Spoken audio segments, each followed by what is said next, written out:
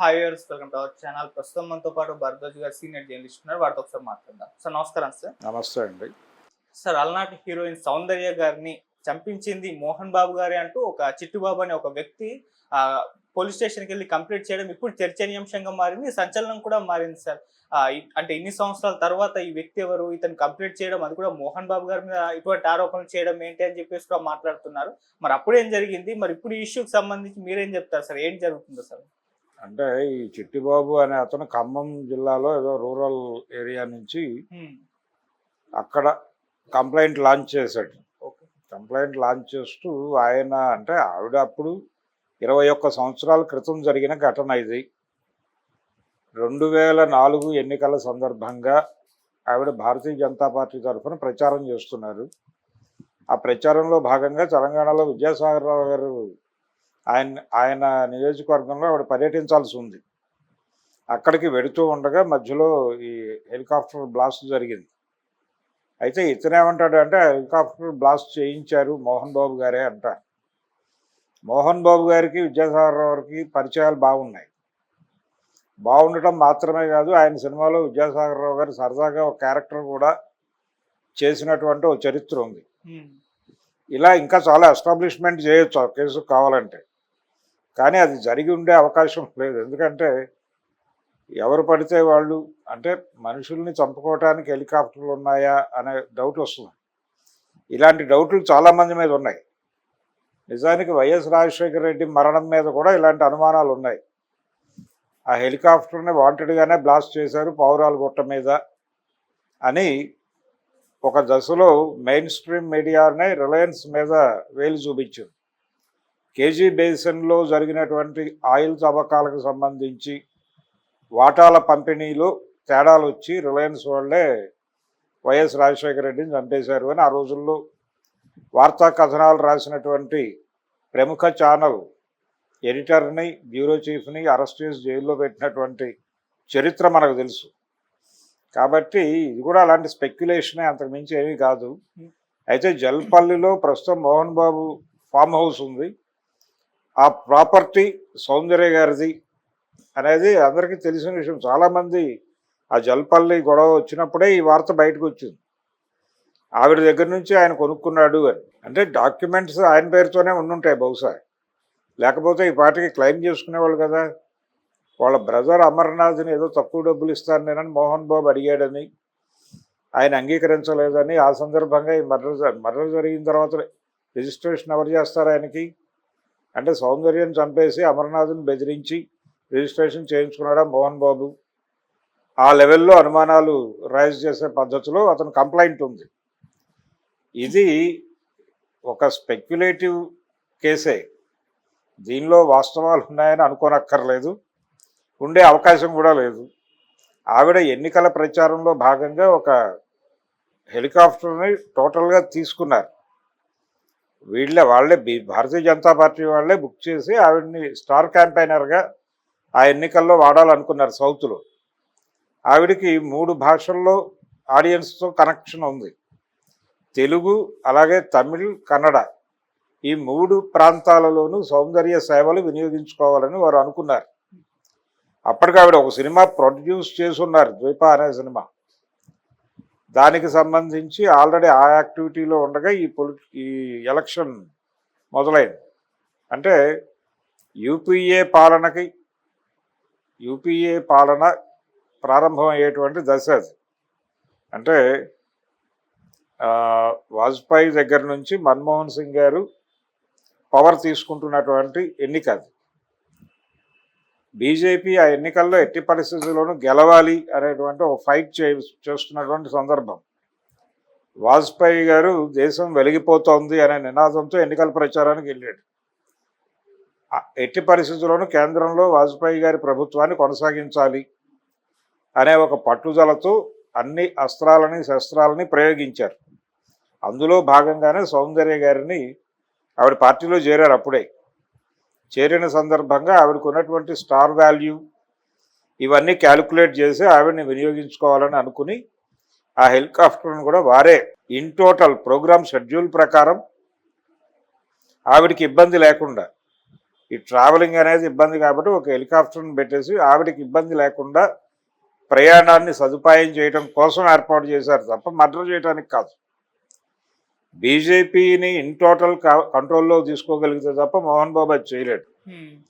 మోహన్ బాబు గారు అప్పటికి ఆ కండిషన్ కాదు, ఆయన అటువంటి పని చేసుకుంటాడు అని అనుకోవడం కూడా కష్టమే. అయితే ఈ కేసు నమోదైంది, దీని మీద ఎలా వ్యవహరిస్తుంది పోలీసు వ్యవస్థ ఎలా వ్యవహరిస్తుంది అనేది చూడాలి. ఇలాంటి కేసులు చాలామంది మీద రకరకాలుగా పెడుతూ ఉంటారు. ఇది ఒక సహజ పరిణామం. అయితే ఇతను ఒక న్యాచురల్ ఆర్గానిక్ లింక్ ఇచ్చాడు దానికి. ఆ లింక్ ఏంటంటే బీజేపీ తెలంగాణ రాష్ట్ర ఎన్నికల ప్రచారం కోసం ఆవిడని తీసుకొస్తుండగా హెలికాప్టర్ని ఈయన క్యాప్చర్ చేశాడు అనేది ఒక పాయింట్. నిజమే, ఆవిడ తెలంగాణ ఎన్నికల కోసమే వస్తున్నారు. అప్పుడు తెలంగాణ ప్రాంతంలో అప్పటికి రాష్ట్ర విభజన జరగల, ఉమ్మడి రాష్ట్రమే. ఆ ఎన్నికల్లోనే వైఎస్ సీఎం అయ్యాడు, చంద్రబాబు ఓడిపోయి. ఆవిడ బీజేపీకి మాత్రమే కాదు తెలుగుదేశానికి కూడా ఎన్నికల ప్రచారం చేశారు.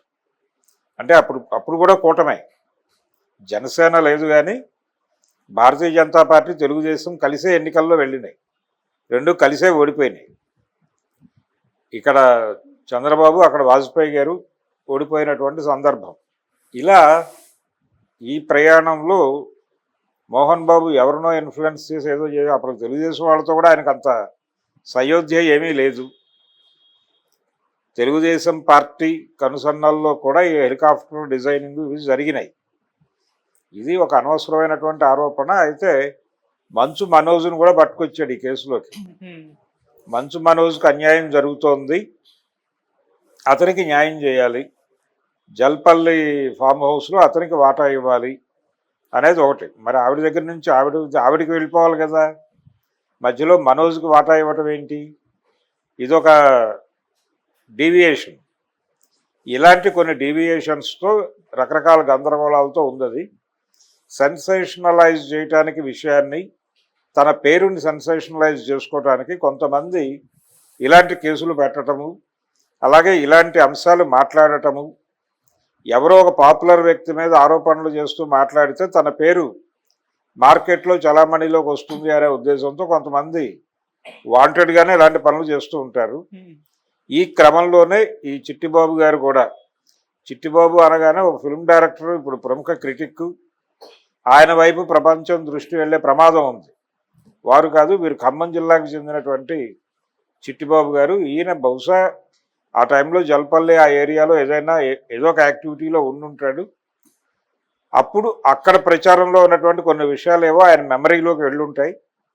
వాటిని ఇప్పుడు దుమ్ము దులిపి ఒక కాగితం మీద పెట్టి ఒక కంప్లైంట్ అయితే లాంచ్ చేశాడు. ఈ కంప్లైంట్ని ఎంటర్టైన్ చేస్తారు పోలీసులని నేనైతే అనుకోవడం లేదు. దానికి కొంత శాంటిటీ ఇవ్వడం కోసం దాన్ని ప్రజెంట్ సొసైటీతో లింక్ చేయడానికి మనోజ్ను పట్టుకొచ్చాడు లింకులోకి. దీని మీద మనోజ్ కూడా స్పందించాలి. ఎందుకంటే ఇప్పుడు మనోజ్ ఈ లేఖని క్రియేట్ చేశాడు అనే పద్ధతిలో విమర్శలు అటు నుంచి మొదలవచ్చు. అందుకని తన్ని తాను ప్రొటెక్ట్ చేసుకోవడానికి మంచు మనోజ్ కూడా వాస్తవాలు ఏంటి అనేది మాట్లాడాలి. అంటే సౌందర్య గారి దగ్గర నుంచి నిజంగానే అది కొనుగోలు చేశారా, అలా డాక్యుమెంట్స్ ఉన్నాయా, ఇది కూడా పెద్ద కష్టమేం కాదు. వెళ్ళిపోయి దాని తాలూకా అడంగళ్ళు అడిగితే ఇస్తారు. వాటిలో చూస్తే ఎవరి నుంచి ఎవరు కొన్నారు అనేది అర్థమైపోతుంది. అయితే ఆవిడ కొనడానికి ప్రయత్నం చేసినటువంటి స్థలం ఈయన కొన్నాడు అనేది ఒక వెర్షన్, ఆవిడ దగ్గర నుంచి నేరుగా కొన్నాడు అనేది ఒక వెర్షన్. ఇలా 100 కథనాలు ఉన్నాయి ఆ జల్పల్లిని దీని మీద ప్రచారంలో. వాస్తవాలు ఏమిటనేది వాళ్లే ఒకసారి ప్రెస్ ముందుకు పెట్టేస్తే ఈ స్పెక్యులేషన్స్ అన్నిటికీ ఒక ఫుల్ స్టాప్ పడుతుంది.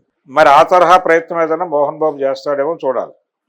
ఏది ఏమైనా ఇది సెన్సేషన్ కోసం క్రియేట్ చేసింది తప్ప సౌందర్యాన్ని మోహన్ బాబుని చంపడం అనేది అది రాంగు. మోహన్ బాబు కూడా ఒక ప్రమాదంలో ఇరుక్కున్నాడు. ఆ ఎన్నికల కంటే ముందు 97లో జూబ్లీ కార్ బ్లాస్ట్ కేసులో యాక్చువల్గా పరిటాల రవి పక్కన కూర్చున్నాడు ఆయన. వాళ్ళు టార్గెట్ చేసింది ఆ కారునే. ఆ కారు నిజంగానే పేలుంటే మోహన్ బాబు గారికి కూడా ఇబ్బంది అయ్యేది. ఆ సినిమా తర్వాత తెలుగు సినిమాలో నటించడానికి సౌందర్య గారు భయపడ్డారు. ఆ సినిమాలో హీరోయిన్ ఆవిడే, శ్రీరాములయ్యలు. భయపడిన తర్వాత మోహన్ బాబే ధైర్యం చెప్పి అదేం లేదని ఆ సినిమాలో యాక్ట్ చేయించాడు ఆవిడ చేత. అలా మోహన్ బాబుతో గుడ్ రిలేషన్ ఉండేది. ఆవిడకి మంచి క్యారెక్టర్లు ఇచ్చారు వాళ్ళ బ్యానర్లో. ఆవిడ వలన హిట్ అయిన సినిమాలు కూడా ఉన్నాయి. పెదరాయుడు కావచ్చు, ఆ తర్వాత వచ్చిన సినిమాల్లో కూడా ఆవిడ వేషం వేశారు. అందుకని ఇది ఉన్న స్పెక్యులేటివ్ స్టోరీ, ఒక సెన్సేషనలైజ్ చేయటం కోసం చేసినటువంటి కేసు తప్ప మరేం కాదు. ఓకే సార్, మీరు ప్రెస్ మీట్ పెట్టి చెప్పాలి అని అంటున్నారు, అవసరం ఉందంటారా? ఎవరో ఎక్స్ అనే పర్సన్ ఈ విధంగా కంప్లైంట్ చేస్తే ఇప్పుడు మోహన్ బాబు గారు బయట కంప్లైంట్ అని కాదండి, దాని చుట్టూ 100 కథలు అల్లుతున్నారు. కథలు అల్లటం అంటే ఇన్ ది సెన్స్, ఇప్పుడు మొన్న మనోజ్ గొడవ చేశాడు. మనోజ్ గొడవ సందర్భంగా ఆ స్థలం ఎక్కడి నుంచి ఆవిర్భవించింది అనే దాని మీద ఎవరి కథనాలు వాళ్ళు చెప్పారు కదా. సౌందర్య గారి నుంచి కొన్నారని ఒక వెర్షను కాదు, ఇంకెవరితో ఆవిడ డీల్ చేస్తూ ఉండగా మధ్యలో ఈయన ఎంటర్ అయ్యి దాన్ని తన వైపుకి డైవర్ట్ చేసుకున్నాడు అని. అవి రెండు పర్లేదు. ఇది మరీ దుర్మార్గం. అంటే వాళ్ళ బ్రదర్ని బెదిరించి